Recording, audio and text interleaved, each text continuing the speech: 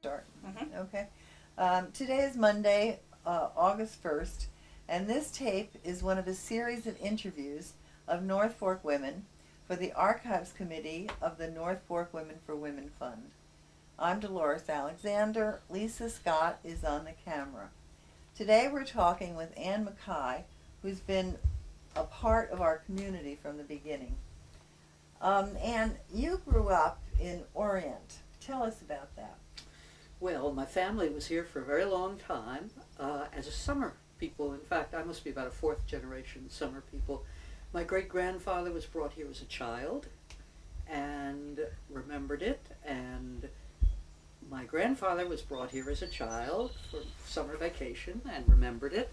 And then when he was a doctor and made some money, he came back and built a house, and I grew up in the summers in that house. I didn't know him; had died by that A house time. in Orient. In Orient, yes. What road? Where was it in Orient? Was it on the beach or? No, it's on the hill. As you first come over across the causeway, it'll be on the left, up in the hills. Okay. All right. And it was a wonderful place because my uncles taught me sailing. There was boating and blackberries, wineberries. We sold those, and my cousin would come. And I never thought of myself as a tomboy, but I certainly didn't think of myself as a girl.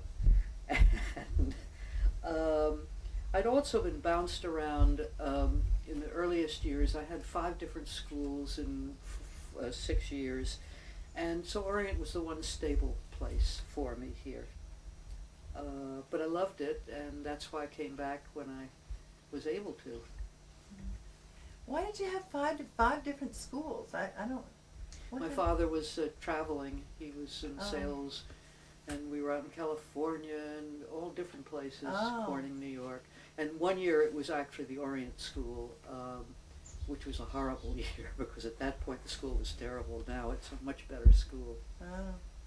Oh. When did you first start to meet North Fork lesbians? Well, in 1953 I had started teaching, and I had met somebody also teaching there called Carol, and we loved the country and we wanted to be out here. And my mother looked around for a place, and my aunt looked around, and we found a rental place, which turned out to be the same place that Mary Dortman had rented later on, a tower house. It was a lot of fun.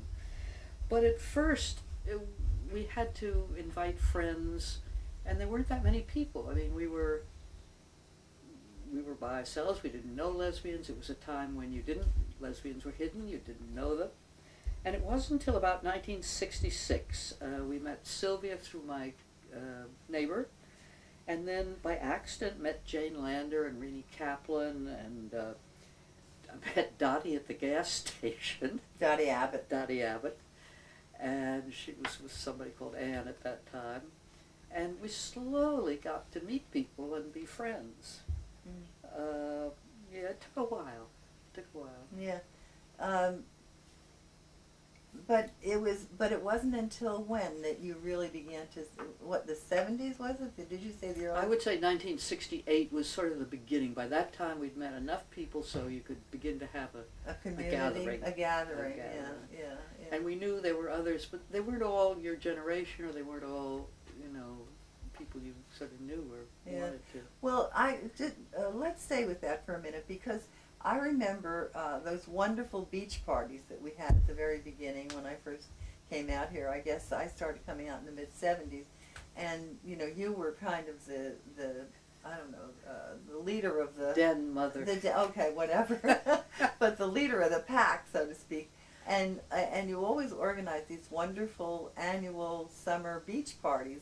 I think on your father's beach, or at least that was my one of the big one was there. Yes, that was wonderful. That was, I think, was after the show, the first show, and we'd had baseball games with the South Shore, and we invited them over, and it was really wonderful because we had the baseball game at the school, and then we had some little girls, one of whom turned out to be a lesbian, help ferrying people, tell them how to get to the beach, which was just up the road. But there wasn't enough parking there. And it was a very idyllic day with Cynthia giving canoe rides, and the swans and everybody singing and eating and carrying on. It was a lot of fun. Bathrooms were the only problem that day. But that didn't last long because the community at that point the community was small enough so that you could invite everybody to one party. Yes. And that didn't last long, right? No, that didn't last long. When did the community began to explode after a while? Well, didn't it, in terms for me, the big change came with Jean Millar, who was Frederica Leeser's partner at that time. She's since died of Lou Gehrig's disease, but she got very outraged when Anita Bryant made her fuss down and she had a big party over in the South Shore, and a lot of us went over there to protest Anita Bryant, and it was the real first coming together of North and Fork Shores.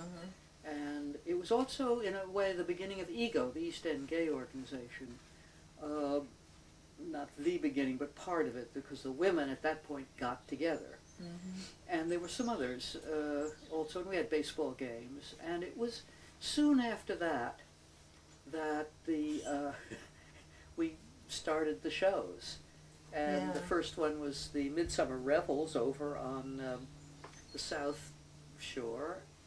And it was over 100 people were involved. It was 1982, right? 82. You directed a show, was called what, Midsummer Revels? Yes. Yeah. And it was only one night, but we sold out, and we raised a lot of money for causes. And it was a wonderful trip. One of the things that started with that was that we joked about having a show earlier, and I said, well, we thought we'd do the Well of Loneliness. But we bogged down because everybody wanted to play the part of Stephen, the leading person. So forgot about that. But then when this came up, and I said, okay, let's do it. And we found Emily Sicily, who wrote a 15-minute parody of the Well of Loneliness. It's very funny. And that was one of the best things. We had tiny little orchestra. It was a lesbian revue, mostly using songs everybody knew. And slides of the Long Island Expressway. It was mostly slides for scenery at Southampton College, and it was a lot of fun, and over 100 women involved in it. Yeah. And not one of them, I would say, was a bad apple. Everybody was there when they were supposed to be there, and I knew nobody wanted to rehearse in the summer. So I said, all right, everything gets rehearsed beforehand, little bits all over the place. And then we bring it all together in one day. And I locked them in the theater. We had lunch catered.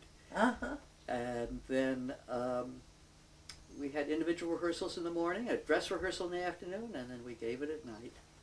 And it was wonderful. Yeah. A very special thing.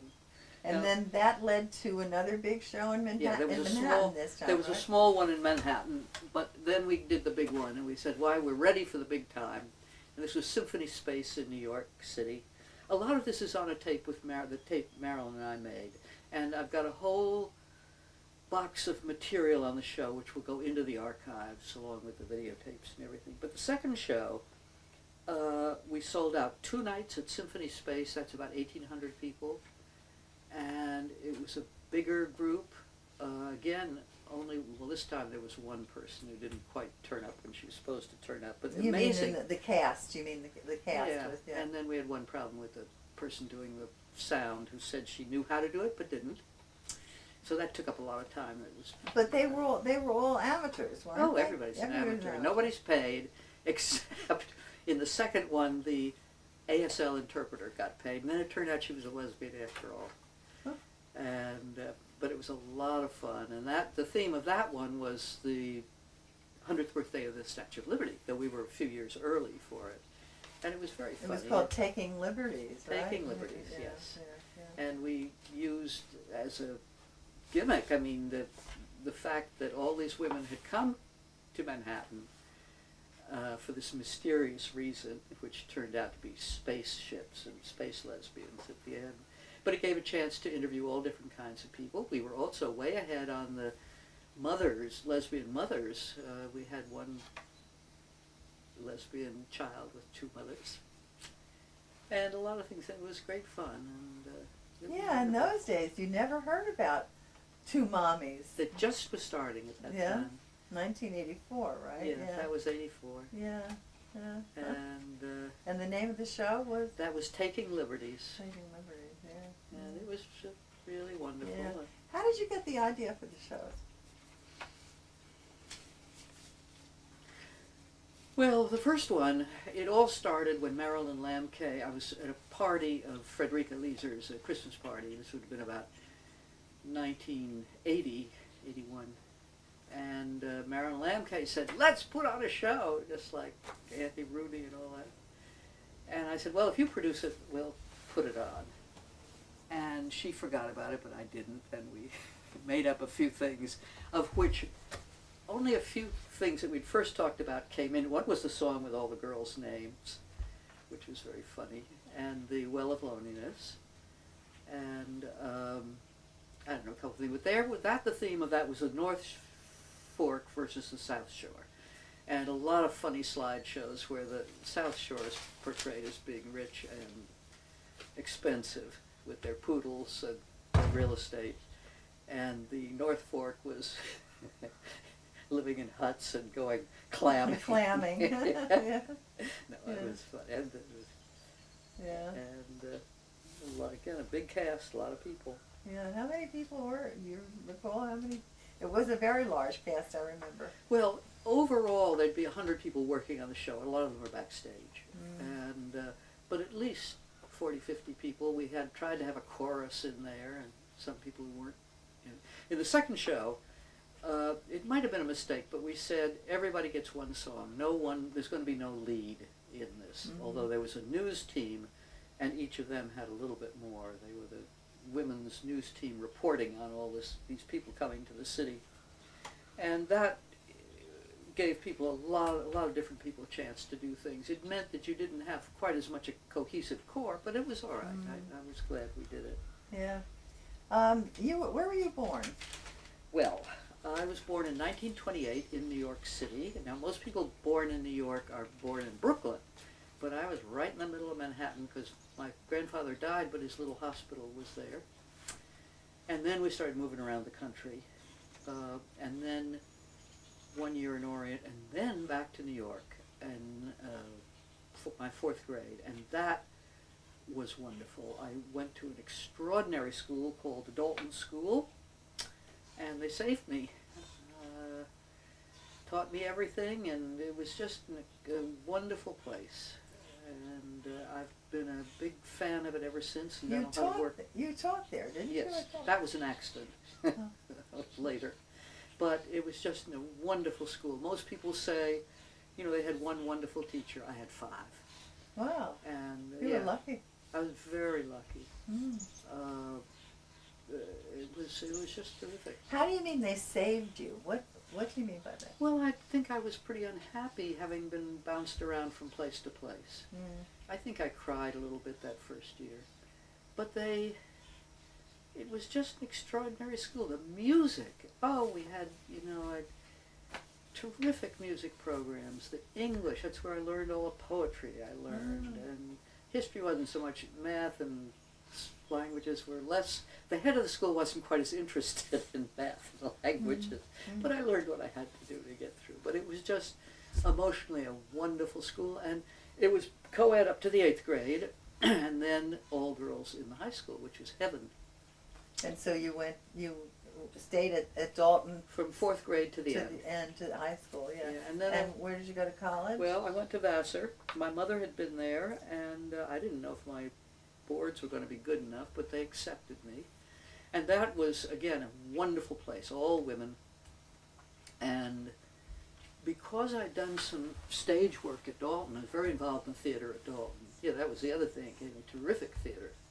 And so I knew a little bit more than some of the other people, and sort of joined a little theater group, and then they appointed me head of what they called Soft Party, which was a musical comedy, big one for the whole class, and I got to direct it. I knew nothing about directing, wasn't a tremendously good director, but I certainly had a good sense of bringing people together, which has lasted all the way. to these other shows. Yeah. And it was a terrific thing, and it. And is that what made you go into you eventually went into theater, right? Well, that was part of it, yes. And I was majoring in drama. Oh, you were? Minoring in English. But the drama department wasn't I didn't learn as much as I did in the extracurricular theater. And because people then knew me, I got, and my friend had been president of the government association before. I was vice president, got to be president. So more people knew me. We joked that Jackie Bouvier Kennedy would have known who I was, but I didn't know who she was. She only lasted a year, though. She went off to other things. But it was a wonderful place, and I'm very grateful to them. I learned a tremendous amount there, and I wasn't an A student. In fact, my senior year, my grades were A, B, C, D. The D was in psychology, which I thought was going to be about me, and of course it wasn't. It was about the eye and the ear and the things. And little freshmen were taking the course. I was a senior, and they found out where the library was, and I never had time to get to the library. So that was my D. Wait a minute, Jackie Kennedy was there at the same time you were? Yes. Oh, really? Huh. But she left fairly soon to go into the social world. Oh, I see, yeah. And then marry Kennedy. Yeah. And so, after graduation, what did you do? Well, I had been saying I wanted to be involved in the theater, but I had no mentors.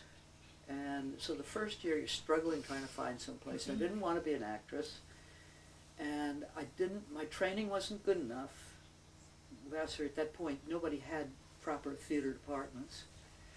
So I got an off-Broadway job for $10 a week. He'd build everybody's sets and help with the lighting and everything. But I learned some things and met some people. And then at the same time, I was doing some other off-Broadway stuff with Equity Library Theater and miscellaneous, but not making any money. And then through a friend of mine from high school, I had an interview at a place called Theater Production Service. This was an equipment place that sold theatrical equipment. And they hired me, and I did the running around in the office, getting all this equipment and sending it out. And then they ran the New York City Ballet Company. Gene Rosenthal was running this company. They ran the technical side of the ballet company. So when the ballet was in town, I would become the assistant stage manager. And then I got quite a bit of money because you're in the union at that point. The union didn't have a stage manager's category. You were called a solo performer.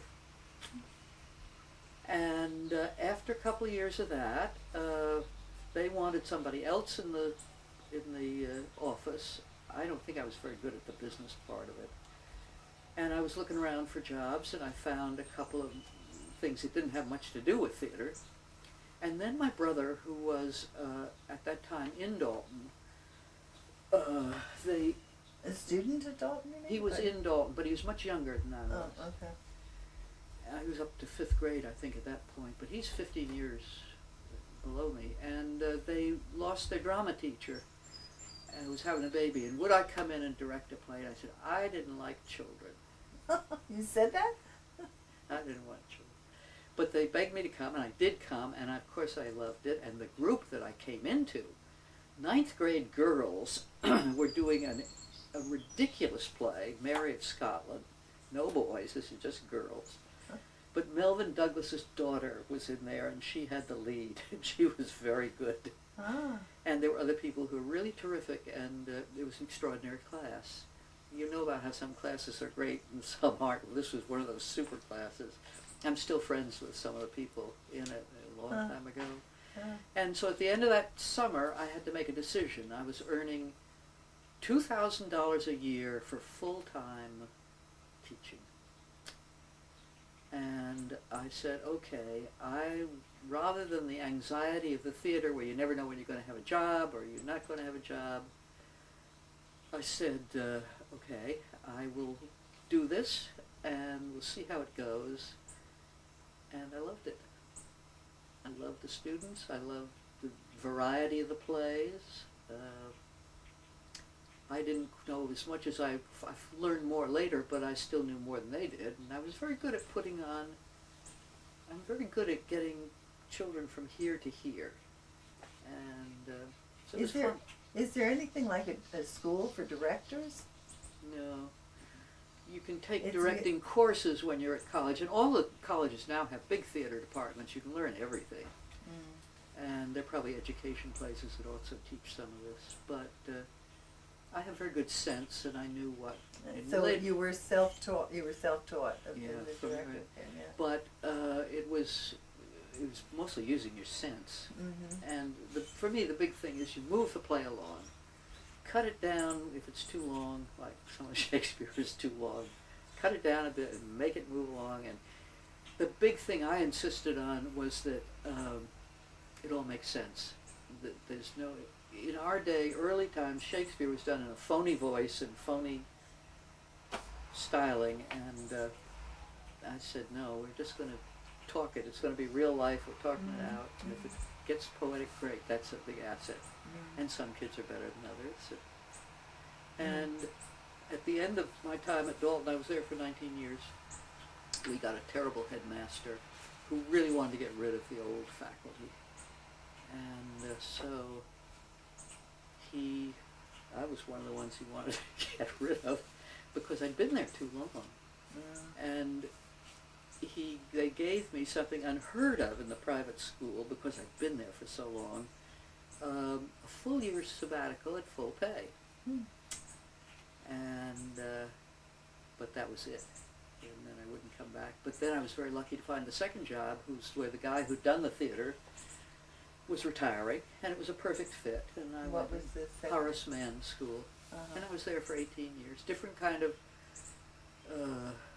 harder to commute there, and different kind of. Where was it? It's up at the beginning of the Bronx in Riverdale, and I didn't really like the driving and the commuting at the West Side Highway. There was always something breaking down on the highway, but the kids were wonderful. And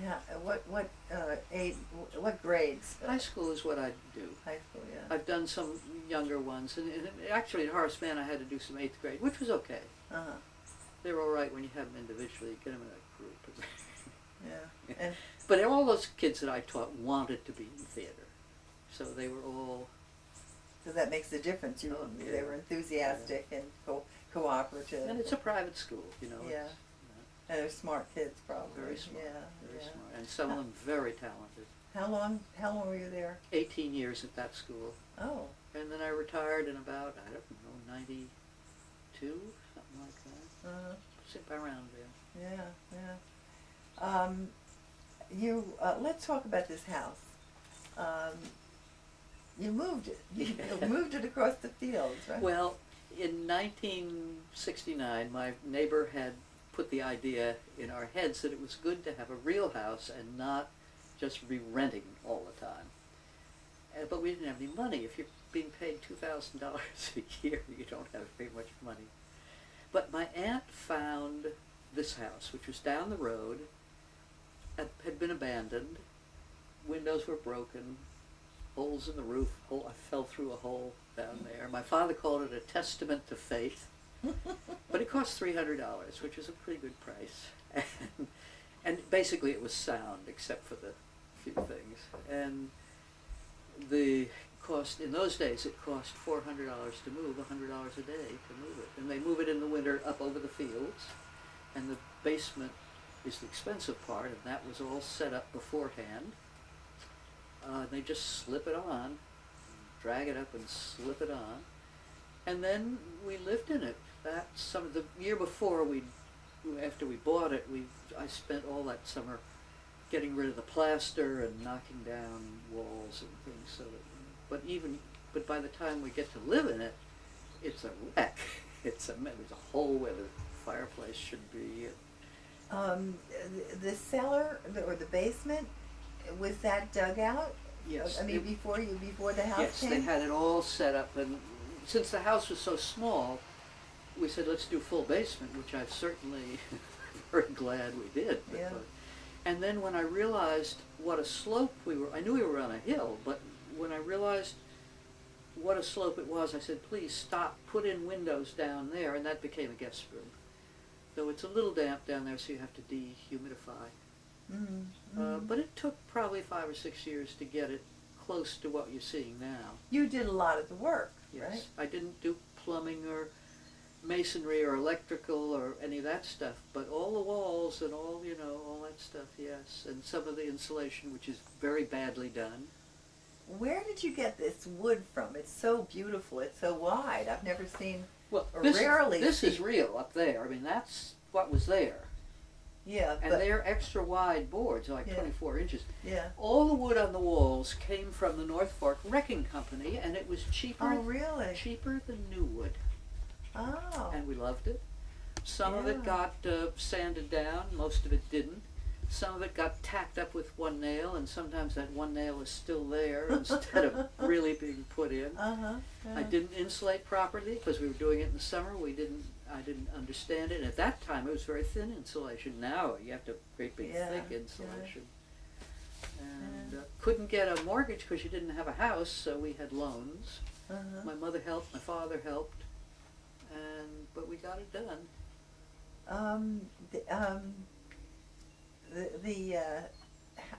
But you were living here. This was mostly. You considered this a summer house when you first. Oh yeah. Yeah. So that's why you weren't concerned about the insulation or anything like that. Well, we did it thinking it would be a winter house, but we didn't know how to do it. Yeah. So Yeah. it's inadequate. Did you put it? You had to put in a heating system, right? Yes, we did that right away that winter, Yeah. and then started to live here on weekends. Is it warm enough? Oh yeah, it's such a small house. The heat comes right up. And, Oh. Yeah, well, that has always been good. Is it hard to heat though? It's oil heat. No, I think it's much cheaper than most houses, even though a lot of it's leaking out through the. Yeah, that's what I was wondering about. Well, If it's not properly insulated. Yeah. It would be much better if it were insulated, but Yeah. it's not that expensive. Have you thought about doing that, or? No, I'm too Yeah. I'm too old. Next person can do that. Yeah, but you've added on to the house. Yes, the porch was first. That was when my father died. I got a little bit of money, and we did that. And then my family sold some land, and that's when the bedroom got put on. But in here, there were two little rooms with a false ceiling, and that had to come out. And it's a small house, and Yeah. the kitchen is very inadequate. You're trying to find places to put things all the time. It's a good size. Your kitchen is a good size, though. I mean, it's big, But it's a kitchen, dining room, everything Yeah. hidden away. Yeah, yeah. But it's a very cozy house, and the fireplace. I love fires. and Fireplace, yeah. Works very well. Very nice. Yeah, yeah. It's Well, all right. So that was when? When did you do that? 1959 we bought it and then moved it that winter, and so 1960 summer we moved in. Yeah, and you've lived here ever since. Yeah. Yeah, yeah. And you're retired now. So Yes. what are you working on? Well, the first thing was still when I was at Horace Mann. My college suddenly decided to. Some of the young men were agitating to have a gay and lesbian group. And some people had tried before, but they didn't feel it was time for that. Too scary to have a gay and lesbian group at such a college. So, but I got very involved in that. I had written a letter way back in 1970 to the Alumni magazine trying to talk about being gay. This is when the liberations were going on. They wouldn't print it. They gave an excuse, but they wouldn't print it. So I remember that. And when this came up, we had our first formation meeting of this group, and I then asked, and then by that time the college and the magazine, the Alumni magazine, were very willing to help out and do things. And she asked if I wanted to do an article. I said, yes, I do. And so I wrote one, and it's in the back of Wolf Girls. And then,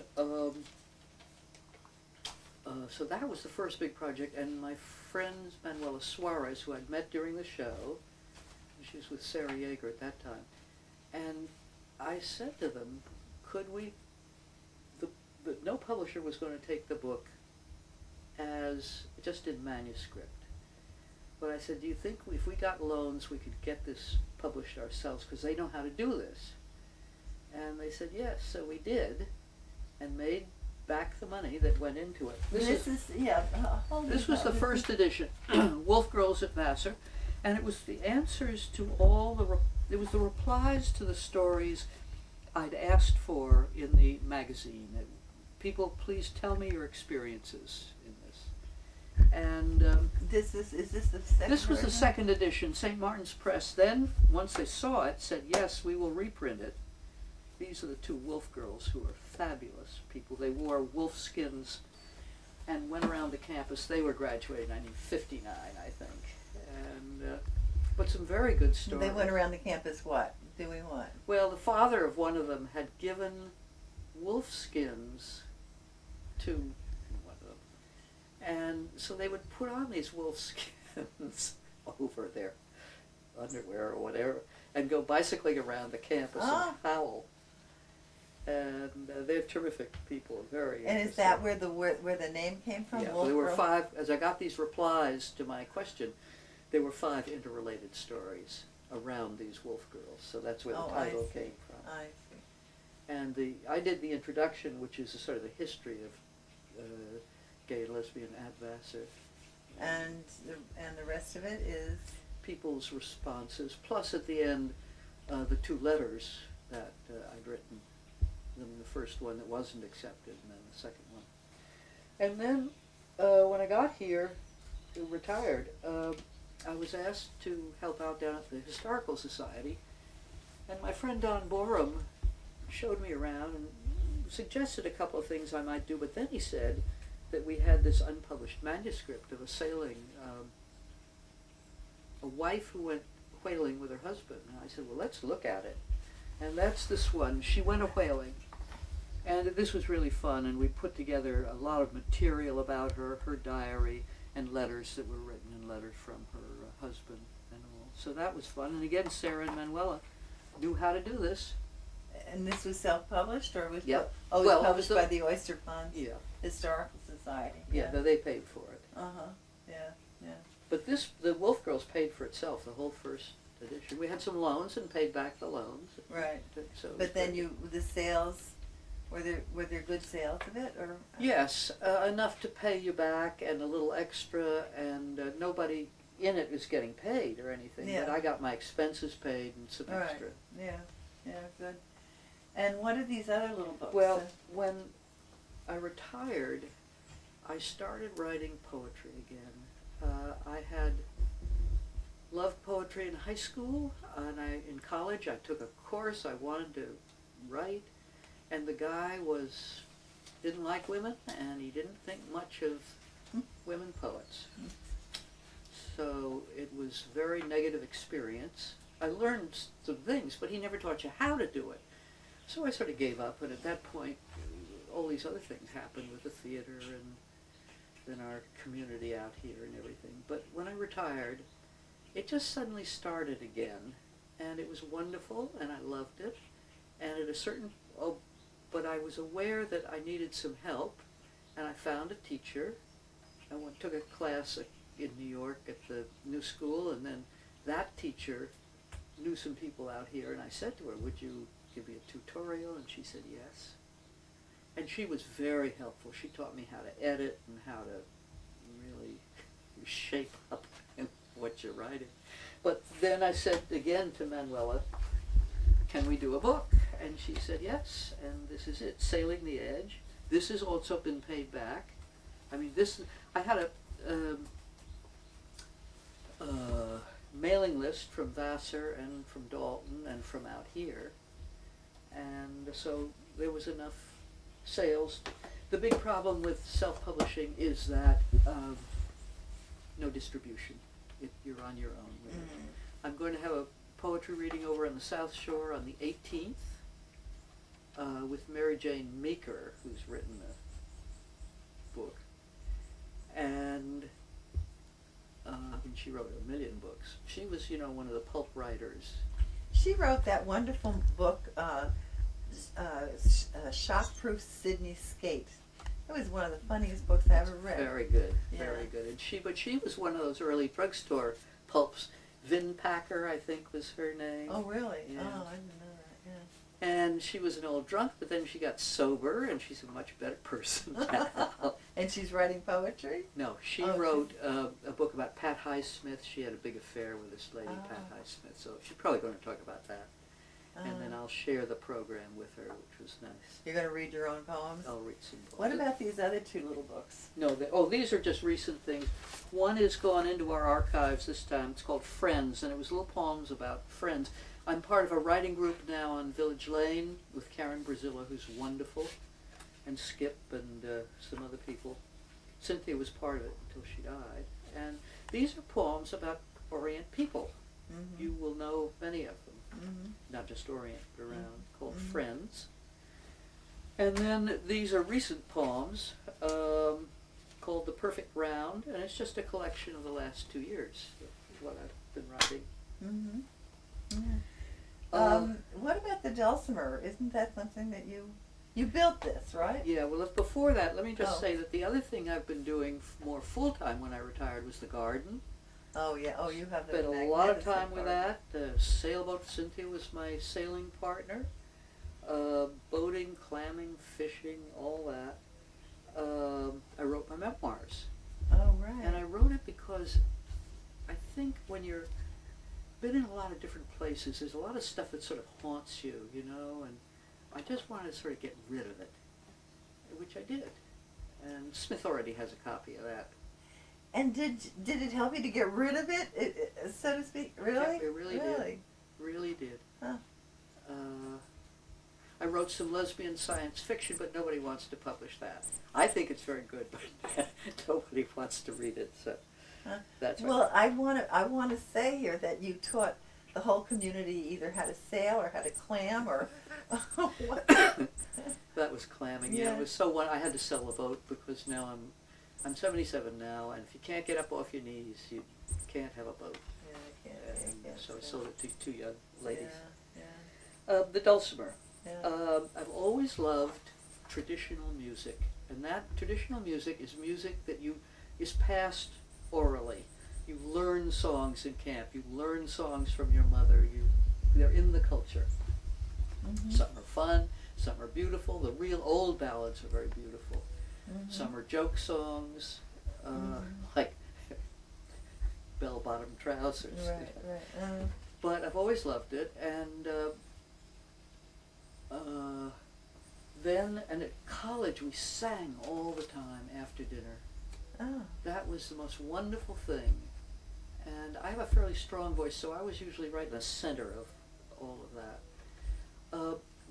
Just before we did the house, I had some records, folk records. We'd gone to a few little concerts way back when it was all just starting, particularly down at the Cherry Lane Theater after the show. I heard different things, and one was Jean Ritchie, who came from Appalachia and Viper, Kentucky. Great name. That was the name, wow. And she has a whole singing tradition, and I had a couple of records of hers, and one of the records described the dulcimer that she played.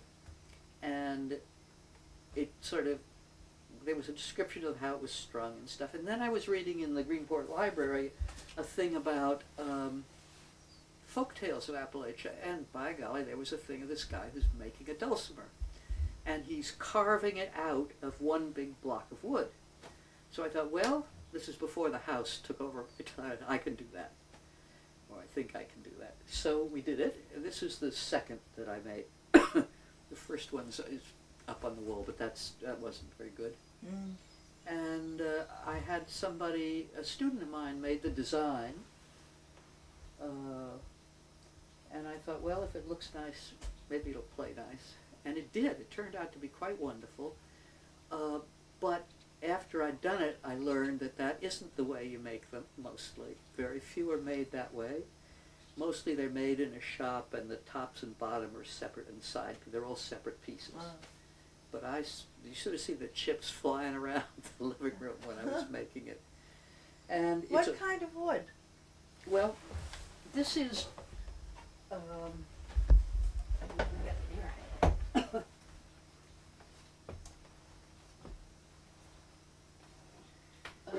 The top is a large block of good pine without nuts in it, sugar pine, I think they call it. And the bottom would have been maple, but I didn't have any, but we found some rosewood. Oh, it's beautiful. And it makes a wonderful sound. But I learned, I had some trouble with the frets because I fretted it to a piano, and of course the piano wasn't in tune. So that had to be redone at some point.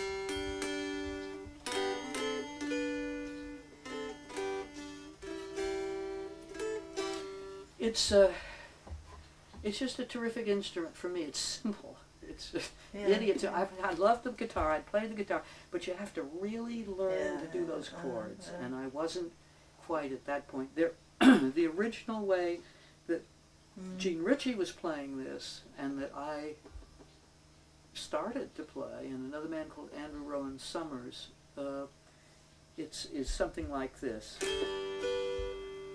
The foot of yonder's mountain, there runs a clear stream. Foot of yonder's mountain, there lives a fair queen. She's handsome, she's proper, and her ways they are feet. I ask no better pastime than to be with my sweet. Anyway, that's a kind of very early thing. And then, because it's modern times, there are a lot of other things you can do. Remember the Sisters of Mercy? Yeah, sing it, yeah. Oh, the Sisters of Mercy, they are not departed or gone. They were waiting, can't remember this, for me when I thought it just can't go on. I haven't done this in a while, I haven't touched it now. And they gave me their comfort, and later they gave me their song. I hope you run into them, you who've been traveling so long. Anyway, that's some of the that's things. wonderful. That's who sang that? What's Leonard Cohen. Leonard Cohen. Yeah. Yeah. And sometimes you can just do individual notes.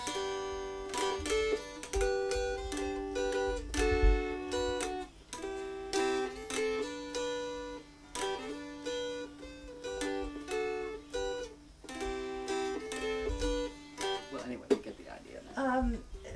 Where did you get the songs from? I mean, aside from Leonard Cohen, and what's her name? What was the name of the woman that you mentioned?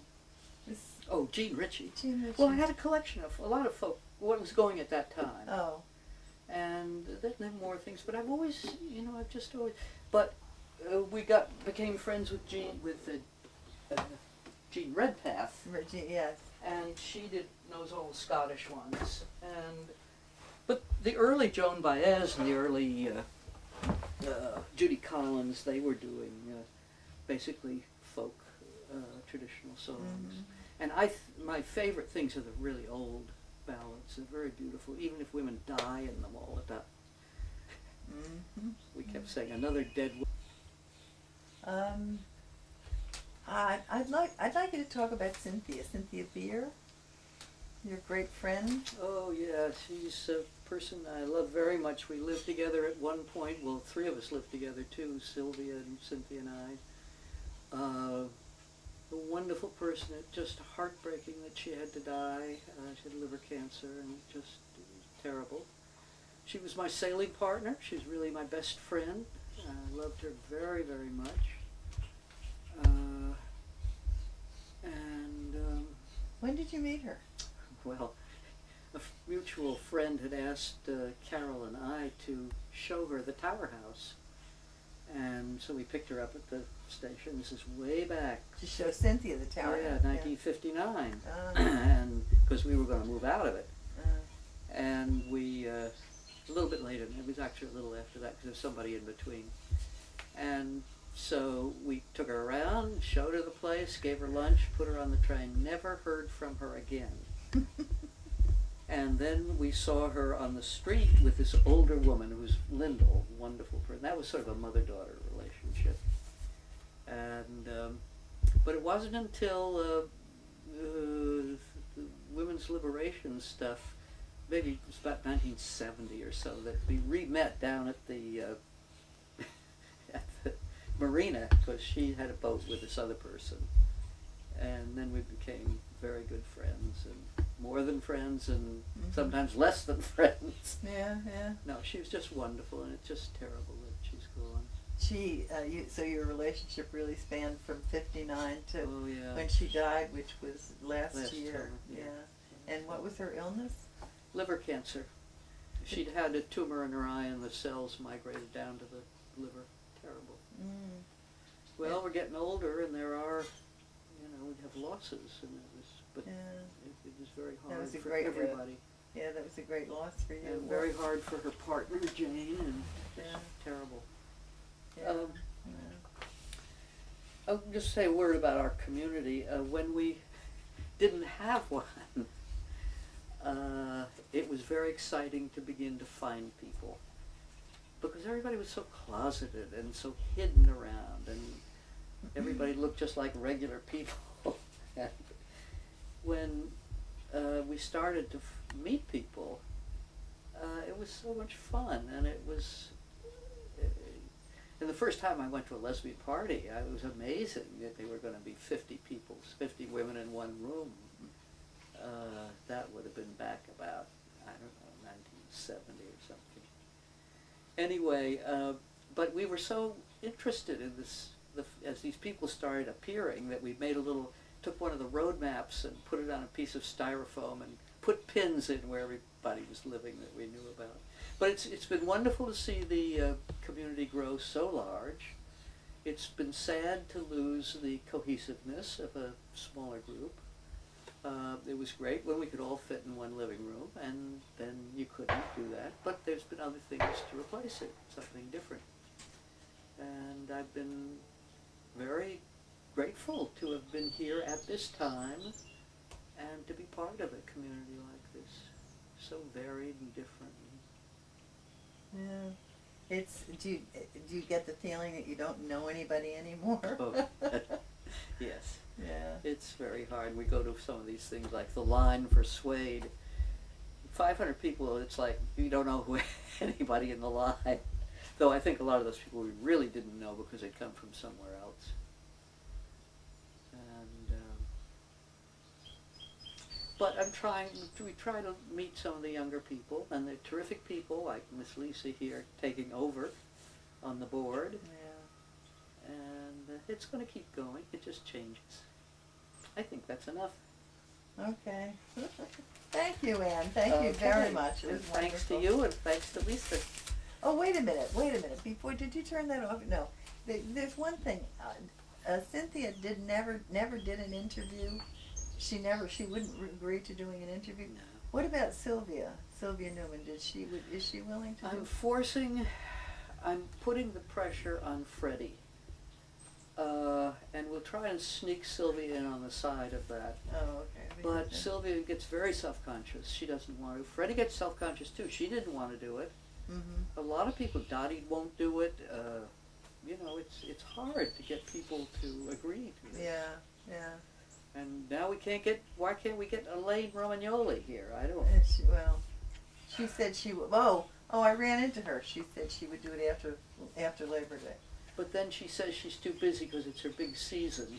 Oh, well, that's what she Anyway, told me. I ran It's a little frustrating because there are people you want to take and you can't. Yeah, no, I was particularly interested about Cynthia and about Sylvia because they were so important in your life. Yeah, And, no, they don't want to do it. yeah. But Freddie's very important because of the ecology. She's saved, or somebody called her the Sheriff of Orient. Oh, God. She's working on the ferry and on the saving the land. She's a wonderful person. Yeah, she is. Yeah, she's very dynamic, yeah. Okay. Okay, thank you, Anne. Thank you very much. We're going to do a few shots of the garden. I've been working at it for a long time, ever since we got the house here. And slowly, piece by piece, it comes along. It's an unplanned garden. It just sort of happened. And I love it, and it's a lot of work, and it's getting harder and harder as you get older. Mostly, this is a very good moment right now. There are lilies and stuff, but also the bushes, the budlias and the double rows of Sharon. We'll take a look at those. Great, yeah. It doesn't charge itself while we're using it. It may. I don't know if it draws more power than it needs and can then put some into the...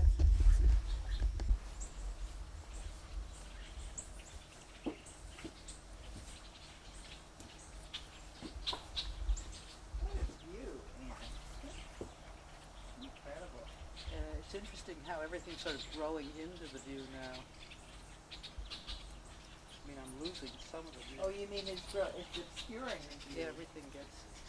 Yeah. So beautiful. I think just from here you get most of it.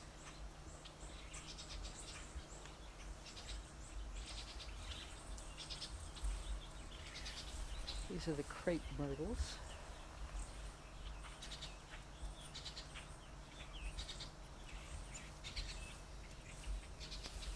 And on a clear day we see muktok.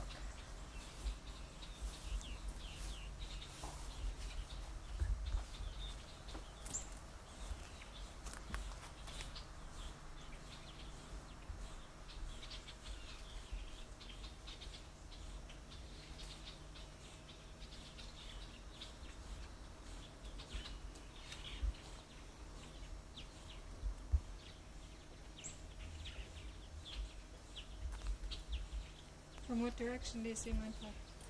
It's way out there. You can't today, it's too hazy.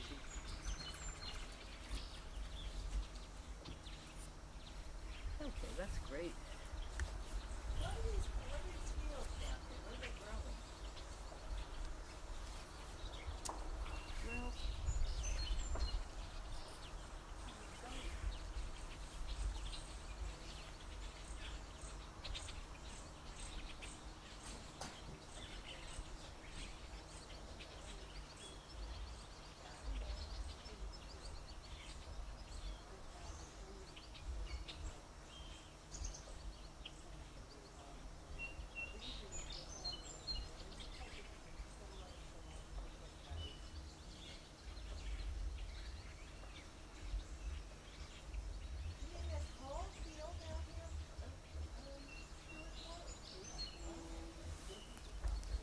well, he got some pieces out of